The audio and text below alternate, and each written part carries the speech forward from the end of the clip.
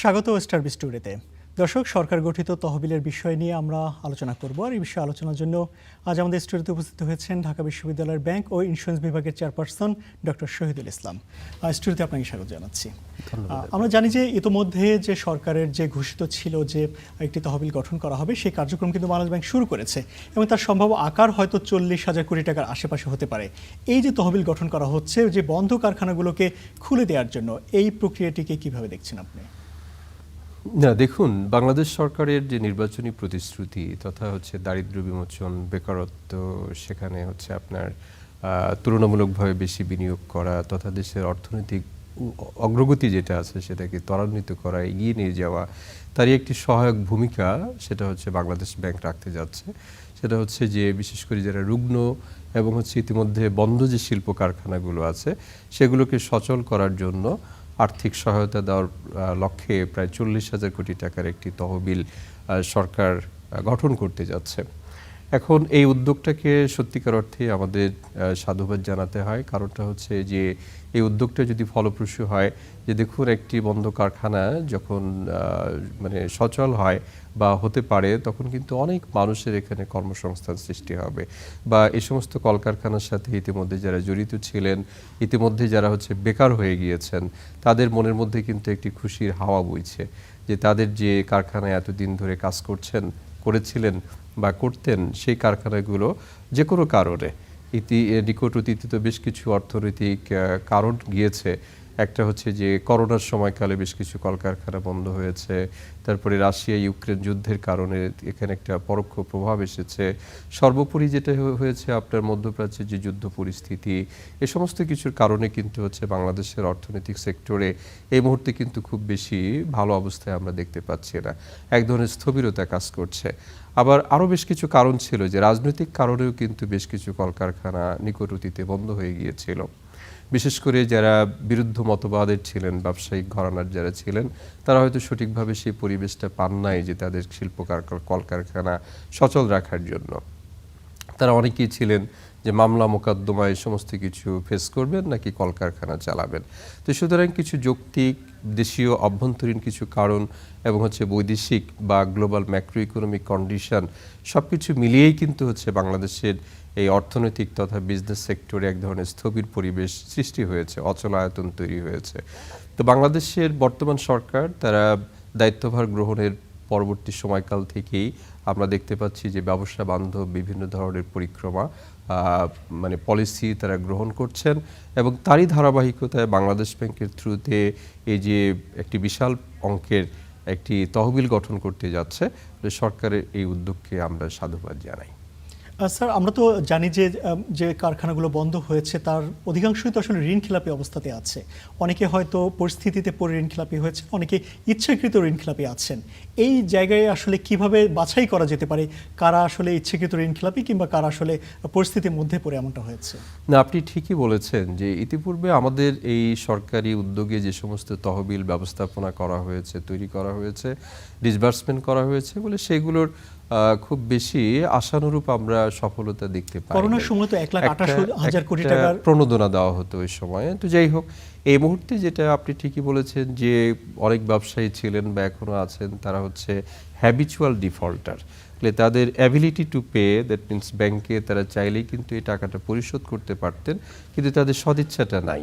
এই সমস্ত যারা হ্যাবিচুয়াল বা ইচ্ছাকৃতভাবে খেলাপি, এদেরকে খুবই শক্ত হাতে বাছাই করতে হবে এবং তারা যাতে কোনোভাবেই এই আর্থিক প্রণোদনা তহবিলের আওতায় না আসে সেটা কিন্তু নিশ্চিত করতে হবে। কারণটা যে উদ্দেশ্য নিয়ে, একটা মহতী উদ্দেশ্য নিয়ে কিন্তু এই সরকার এই তহবিল গঠন করতে যাচ্ছে, যাতে করে যে জনকল্যাণে যাতে আলটিমেটলি এই তহবিলটা ব্যবস্থাপনা বা পরিচালিত হয়, বেকারত্ব যাতে কমে, দারিদ্র্যের পরিমাণ যাতে কমে, তথা এদেশের মানুষ কিছুটা হলেও এখান থেকে লাভবান হতে পারে।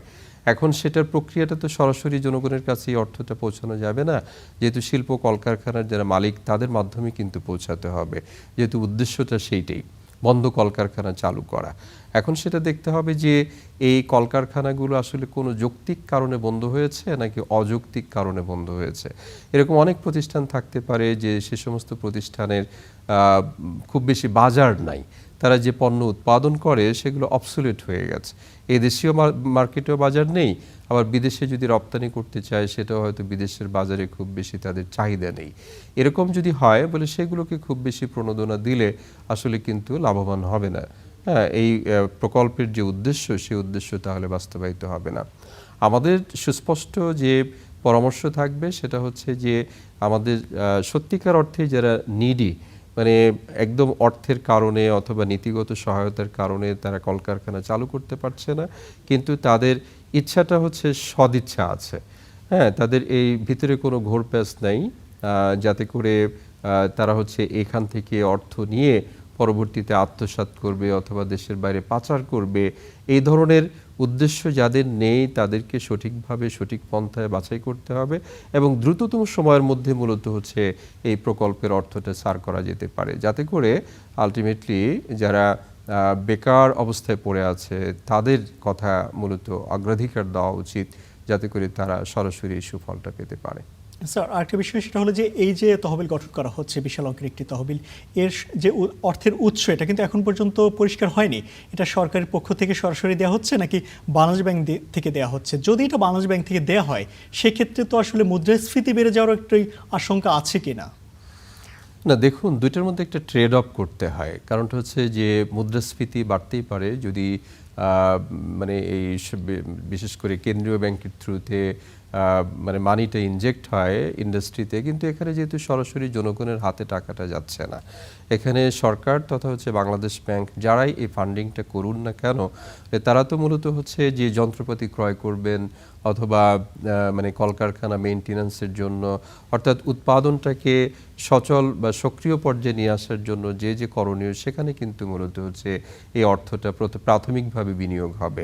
তো সুতরাং এই অর্থ দিয়ে সরাসরি জনগণ কিন্তু চাল, ডাল, আটা, ময়দা, চিনি এ সমস্ত কিছু কেনার জন্য কিন্তু এই টাকাটা পাচ্ছেন না। সুতরাং নিত্য প্রয়োজনীয় বাজারে সরাসরি এই অর্থটা ইনফ্লেশন তৈরি করবে সেটা আমরা সরাসরি মনে করছি না। বরঞ্চ যদি এই প্রক্রিয়ার মধ্য দিয়ে জনগণের হাতে মজুরি অথবা বেতন ভাতা ইত্যাদি প্রক্রিয়ায় যদি টাকাটা পৌঁছানো যায়, পক্ষান্তরে জনগণ এখান থেকে লাভবান হবে। কারণটা হচ্ছে তাদের পারচেজিং পাওয়ার কিছুটা হলেও বৃদ্ধি পাবে এবং তারা যে দুর্দশার মধ্য দিয়ে আছে সেই দুর্দশার পরিবেশ থেকে তারা কিছুটা হলেও নিস্তার পেতে পারে এবং সেই পরিবেশটা যত দ্রুত এনশিওর করা যায়, এখানে আমার কাছে মনে হয় যে সরকারি উদ্যোগে হোক অথবা বাংলাদেশ ব্যাংকের সরাসরি উদ্যোগে হোক এই ফান্ডটা তৈরি করা এবং এটা ছাড়করণ করা যেতে পারে। সেক্ষেত্রে ব্যাংকিং খাতে যে এখন নিয়মিত যে ঋণ প্রবাহগুলো রয়েছে, অর্থাৎ যারা এখন চলমান অবস্থায় রয়েছে কিংবা নতুন যে শিল্প কারখানায় যে ঋণ দেওয়ার প্রক্রিয়াগুলো রয়েছে, সেখানে আসলে ব্যাঘাত ঘটতে পারে কিনা? কারণ এই টাকাটা তো আসলে ব্যাংকিং খাতের মাধ্যমেই দিতে হচ্ছে, পুরনো যে বন্ধ কারখানা সেখানে নতুন কারখানা কিংবা চলমান কারখানাতে কোনো নেতিবাচক আশঙ্কা করছেন কিনা? না, এখানে আমরা কিন্তু আসলে কম্পিটিশনকে ভয় পেলে চলবে না। আমাদের মনে রাখতে হবে যে এগুলো কিন্তু নতুন কলকারখানা নয়, এরা ইতিপূর্বে সচল কলকারখানা ছিল, কোনো যৌক্তিক কারণেই হয়তো এরা বন্ধ হয়ে গিয়েছে। তো সুতরাং এই মুহূর্তে তাদের ন্যূনতম যদি সহায়তার মাধ্যমে এই সমস্ত কারখানাকে সচল করা যায়, এর ফলে ইতিমধ্যে যে সচল কারখানাগুলো আছে তারা হয়তো কিছুটা কম্পিটিটিভনেস ফিল করতে পারে। কিন্তু আমার কাছে যেটা মনে হয় যে প্রতিযোগিতামূলক বাজার কিন্তু আসলে অর্থনীতির জন্য খুবই উপকারী এবং সরকারের উচিত হবে যে যত বেশি মাত্রায় পূর্ণ প্রতিযোগিতামূলক বাজার অবস্থায় কিন্তু আমাদেরকে ফিরিয়ে নিয়ে আসার চেষ্টা করা। আমি যতটুকু ফিল করি সেটা হচ্ছে যে বাংলাদেশ ব্যাংক যেটা হয়তো মনে করছে যে বেসরকারি ব্যাংক মূলত হচ্ছে এই বন্ধ কলকারখানার উদ্যোক্তাদেরকে টাকা দেবে, কিন্তু এটার গ্যারান্টি দেবে হচ্ছে বাংলাদেশ ব্যাংক। সুতরাং এখান থেকে সরাসরি কোনো টাকা এখানে কিন্তু যাচ্ছে না, সরকারি এবং হচ্ছে বেসরকারি উভয় ধরনের প্রতিষ্ঠানের মাধ্যমেই কিন্তু আসলে এই যে প্রকল্পের মানে যেটা প্রস্তাবনা করা হচ্ছে সেটার বাস্তবায়ন প্রক্রিয়ার সাথে কিন্তু সরকারি এবং হচ্ছে বেসরকারি উভয় ধরনের প্রতিষ্ঠান কিন্তু আসলে যুক্ত থাকছে। তো সুতরাং এখানে যারা সচল কলকারখানা আছে তারা খুব বেশি ঝুঁকিতে পড়বেন বা তাদের বাজার হারাবেন এটা না, বরঞ্চ তারা কম্পিটিশন হয়তো ফিল করবেন, যেটা কিনা তাদের দক্ষতা উন্নয়নে সহায়তা করতে পারে। একই সঙ্গে কিন্তু যারা বাণিজ্যিক ব্যাংক রয়েছে তাদের পক্ষ থেকে একটা জিনিস বলা হচ্ছে, এই যে টাকা তারা দিবেন এর একটি গ্যারান্টি কিন্তু তারা যাচ্ছেন। বর্তমান সময়ে ব্যাংকিং খাতের যে আসলে পরিস্থিতি রয়েছে, যদি এই টাকা ঋণ খেলাপি হয়ে যায় কিংবা এটা যদি আদায় না হয়, ব্যাংকিং ব্যবস্থার উপরে কোনো হুমকি আসবে কিনা? না, সে তো বটেই। যদি এটা খেলাপি হয়ে যায় ভবিষ্যতে, যেটার উপরে কিন্তু এই মুহূর্তে আমাদের হাত নেই, বাট এটা কিন্তু আমরা করতে পারি। সরকার বা ঋণদানকারী সহায়তাকারী প্রতিষ্ঠান যারা আছে, তারা কিন্তু চাইলে বেসরকারি অনেক চ্যানেল থেকেও বা প্রতিষ্ঠান আছে তাদের কাছ থেকে সহায়তা নিতে পারে। আমাদের দেশে ব্যাংকিং সিস্টেমে কিন্তু সবচেয়ে বড় দুর্বলতা সেটা হচ্ছে অ্যাসিমেট্রিক ইনফরমেশন, অবাধ তথ্য প্রবাহের ঘাটতি। কেউ তার দুর্বলতা গোপন করে বা ইনফরমেশন হাইড করে যাতে এখান থেকে বেনিফিট না নিতে পারে, সেটা কিন্তু সরকারকে নিশ্চিত করতে হবে। সেটা যদি নিশ্চিত করা যায়, আমার কাছে মনে হয় এই অর্থ এটা এই মুহূর্তে গ্রহণ করে পরবর্তীতে আবার তারা দেউলিয়া হয়ে যাবেন, খেলাপি হয়ে যাবেন, সেরকম কার্যক্রমে খুব বেশি হয়তো ঝোঁকার কথা না। কারণ তাদেরও কিছু মোটিভেশন দরকার। কারণটা হচ্ছে যে তারা যদি যৌক্তিক কারণে, আমরা যদি সঠিকভাবে, আমি বারবার বলছি যে যারা যৌক্তিক কারণে ব্যবসা পরিচালনা করতে পারেন নাই, তাদেরকে কিন্তু প্রণোদনা দেওয়া এই মুহূর্তে সরকারিভাবে তাদের সহায়তা প্রদান করা, এটা খুবই যৌক্তিক একটা কার্যক্রম হিসেবে কিন্তু পরিগণিত হবে।